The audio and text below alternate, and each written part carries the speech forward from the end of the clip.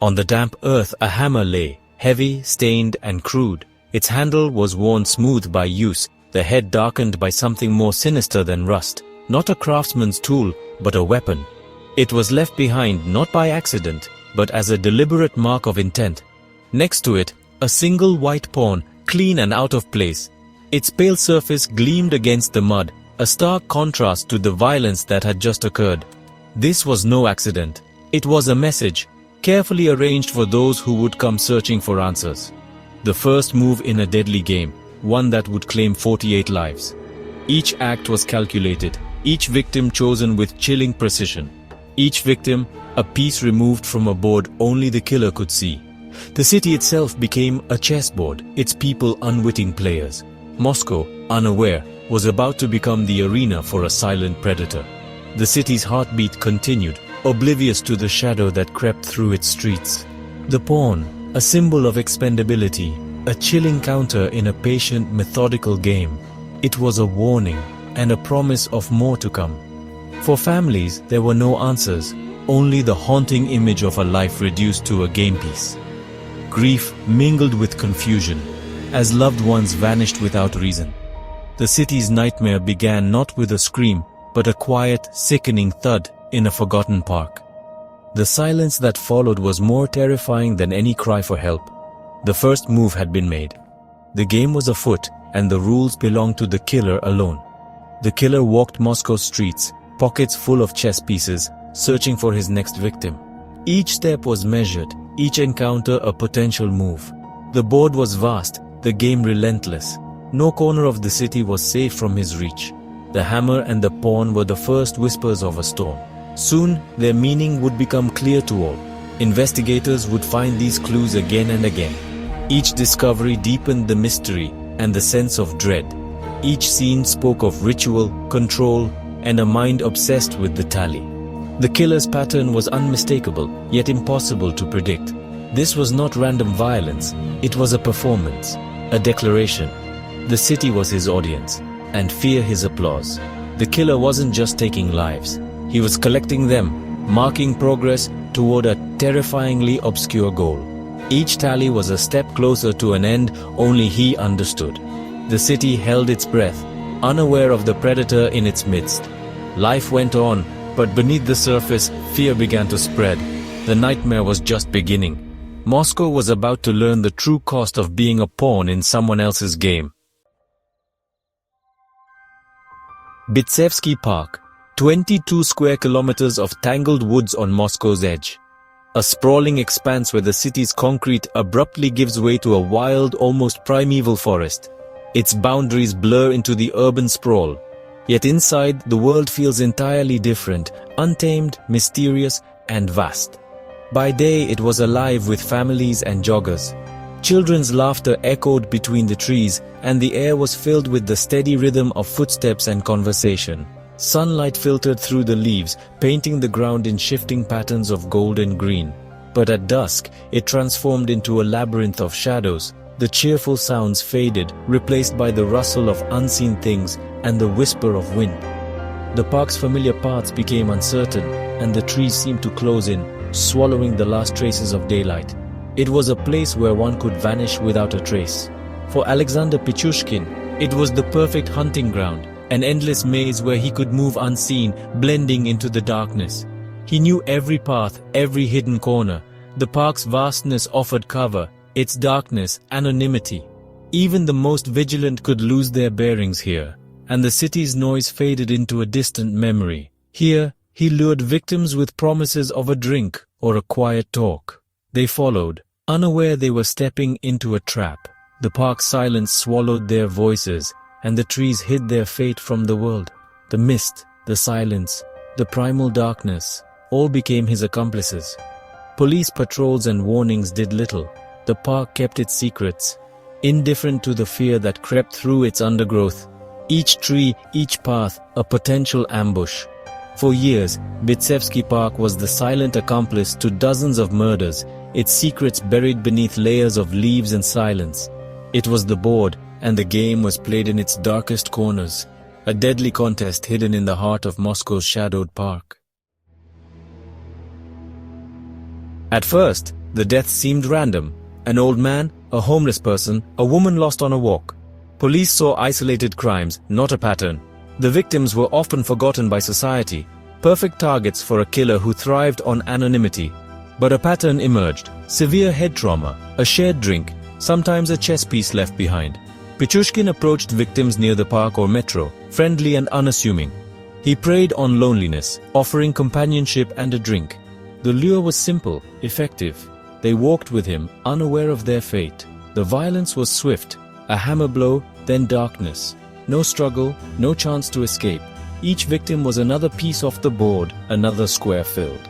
The park became his cemetery. The city remained oblivious. The killer's ritual was methodical, his logic chilling. The game advanced, one move at a time. Moscow had no idea a predator was at play. For Moscow police, the investigation was a nightmare. The killer left no forensic evidence, no clear pattern. He wore gloves, chose remote locations, and let rain erase his tracks. Every lead dissolved, every theory failed. Surveillance footage showed only a blur, a ghost in the city's blind spots. The media dubbed him the Bitsevsky maniac, fueling public fear. Police increased patrols, but Pichushkin adapted, becoming even more careful. The park remained his territory. The case files grew, filled with dead ends. The killer's motives were abstract, his logic alien. Police searched for a motive, but the killings were the motive.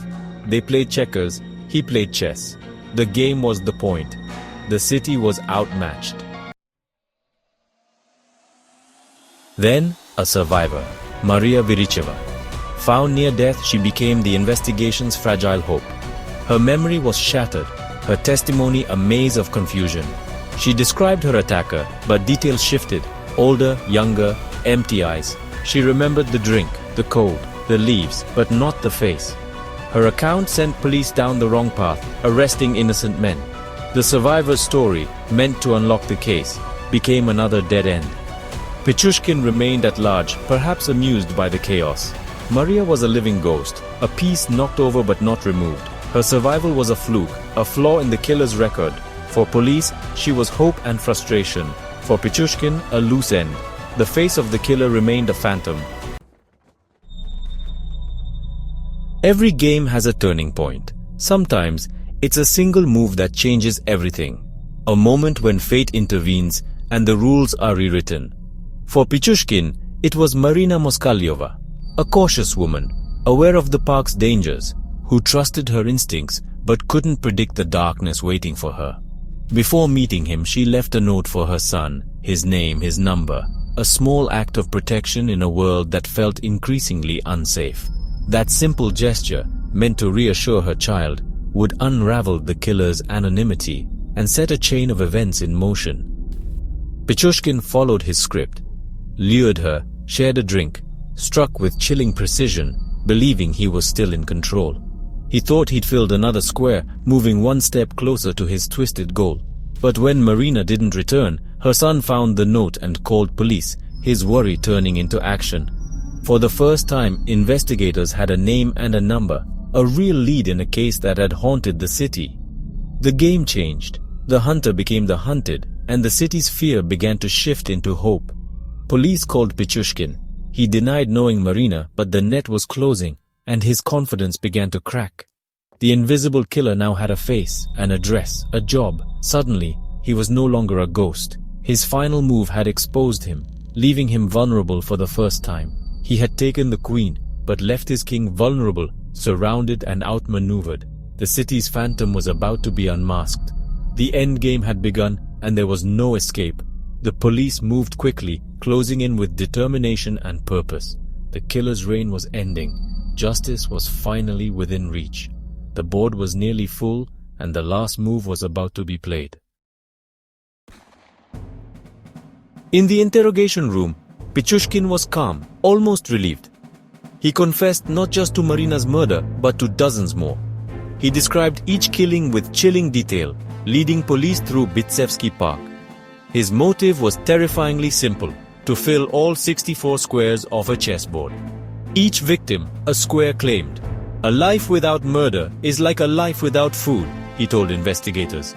He saw himself as a gatekeeper, not a killer. The murders were his project, his life's work. He claimed 61 victims, disappointed he hadn't reached 64. "I never would have stopped," he said. The police hadn't caught a man out of control. They'd interrupted an artist at work.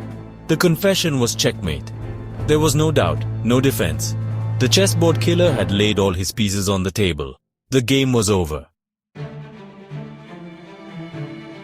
The trial was a spectacle. Journalists, families, all watching the man in the glass cage. Pichushkin sat impassive, empty-eyed, untouched by the grief around him. The prosecution presented the chessboard, the hammer, the confessions. Families spoke of loss. Pichushkin barely reacted. He even asked the jury to add more victims to his tally. He wanted credit. The verdict was swift.